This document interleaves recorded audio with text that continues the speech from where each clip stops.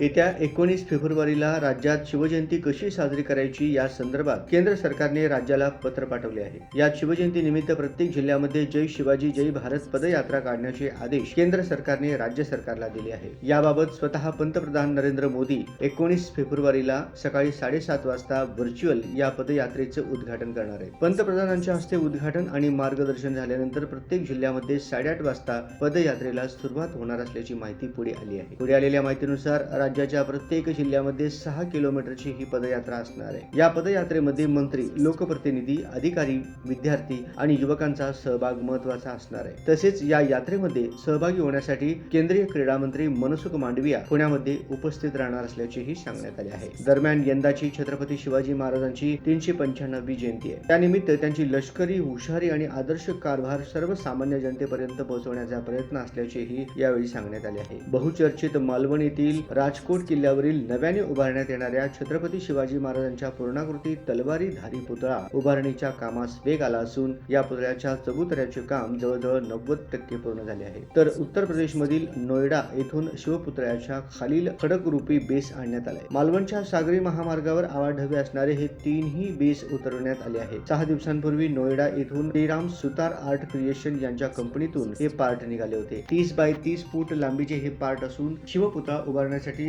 जो चौथरा उभारण्यात आला त्या चौथऱ्याच्या बाजूला 3ही बाग लावण्यात येणार आहेत। त्यामुळे शिवराय एका खडकावर उभे राहून समुद्राच्या दिशेने पाहताना दिसणार आहे। पुण्यातील आंबेगाव येथे निर्माण होणाऱ्या शिवसृष्टीच्या दुसऱ्या टप्प्याचे लोकार्पण येत्या 19 फेब्रुवारीला शिवजयंतीच्या दिवशी पार पडणार आहे। यावेळी मुख्यमंत्री देवेंद्र फडणवीस, उपमुख्यमंत्री अजित पवार आणि उपमुख्यमंत्री एकनाथ शिंदे यांच्या प्रमुख उपस्थितीत हा लोकार्पण सोहळा पार पडणार आहे। शिवसृष्टीच्या पहिल्या टप्प्याप्रमाणे दुसरा टप्पा देखील भव्य असा निर्माण करण्यात आला। यामध्ये रायगड, लोहगडाची प्रतिकृती तयार करण्यात आली आहे। तर प्रतापगडावरील शिवाजी महाराजांचे कुलदैवत तुळजाभवानी मातेचे हुबेहूब मंदिर तयार करण्यात आले आहे। नव्या पिढीला इतिहासाशी जोडण्यासाठी आणि शिवाजी महाराजांचा इतिहास समजावा यासाठी शिवसृष्टी निर्माण करण्यात आली आहे। 19 फेब्रुवारीला लोकार्पण सोहळा झाल्यावर शिवसृष्टीचा दुसरा टप्पा शिवप्रेमींसाठी खुला केला जाणार आहे। 21 एकरवर असणाऱ्या शिवसृष्टीच्या तिसऱ्या आणि चौथ्या टप्प्याचे देखील काम सुरू करण्यात आलं आहे, अशी माहिती महाराजा शिवछत्रपती प्रतिष्ठानचे विश्वस्त जगदीश कदम यांनी दिली आहे।